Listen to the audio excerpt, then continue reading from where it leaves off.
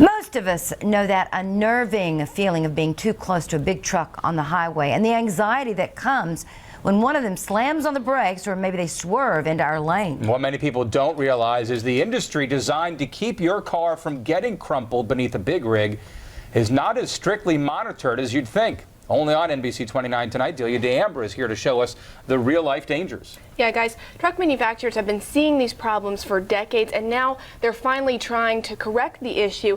If you've ever driven over Afton Mountain or along Route 29, you probably know what it's like to be stuck behind a tractor trailer.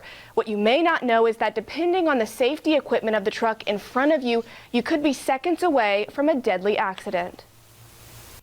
If the guard fails, it's pretty much death. We are constantly looking at what is injuring and killing people on the roads. Cars crashing into and underneath the back of a tractor trailer can be deadly. Our research has shown that about 400 people a year die in crashes like this. In frontal crashes, this type of crash is about 14% of all frontal fatal crashes. Almost every tractor trailer on the road has a rear impact guard. A metal bar across the bumper is supposed to stop smaller vehicles from riding underneath of it. The Insurance Institute for Highway Safety, or IIHS, has uncovered a problem with these guards that was only found by putting them to the test. What fails is the guard that's attached to the trailer. Either fasteners fail or the guard will shear right off from the trailer structure itself. The results of a sedan rear-ending a truck's trailer at just 35 miles per hour can be catastrophic. The car just keeps going forward until the rear floor of the actual trailer goes through the windshield and into the dummy's head. The crash is pretty devastating when it does fail. It's pretty horrific, actually.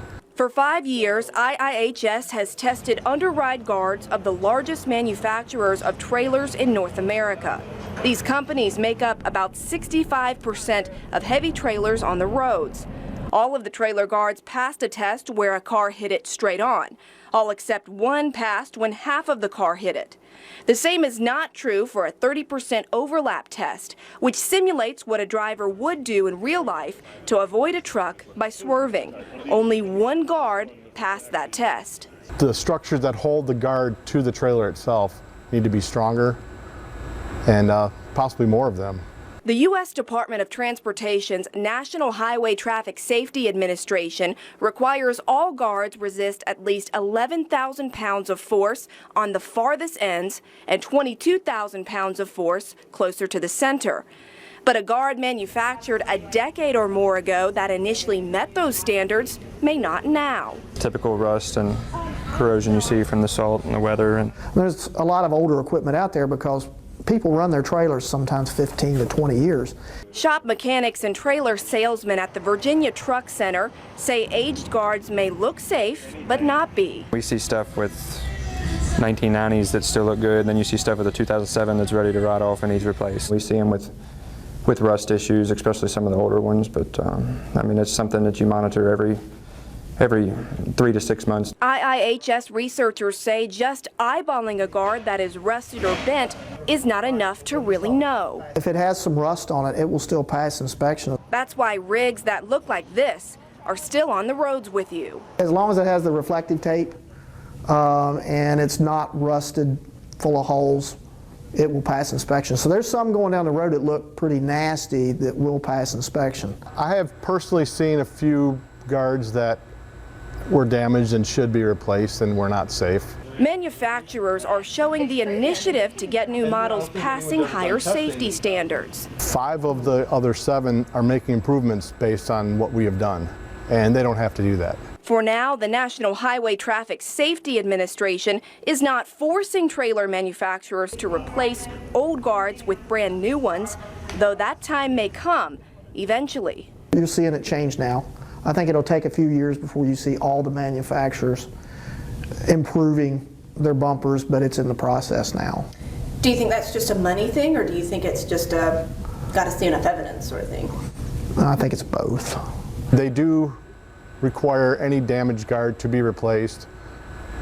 I'm not aware of what they define damaged or any time limit of when they get it replaced. They don't want to have a bad name out there. They don't want to be seen in a magazine with a roof smashed on a car.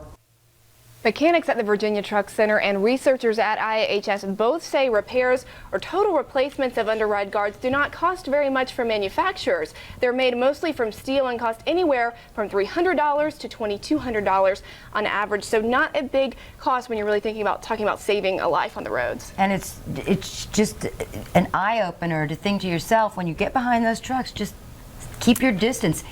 Keep your distance, watch out for them braking in front of you, and again, when you swerve, sometimes you might not be able to miss them and you risk hitting another car. That's the real test. They're trying to make sure all of these guards can pass, and that's the biggest focus now. And at this point, it seems like at least manufacturers themselves aren't responsible for upgrading these on older trucks. No. It's kind of up to us as drivers to be extra aware. Paying attention, yeah. All right. All right, thanks, Delia.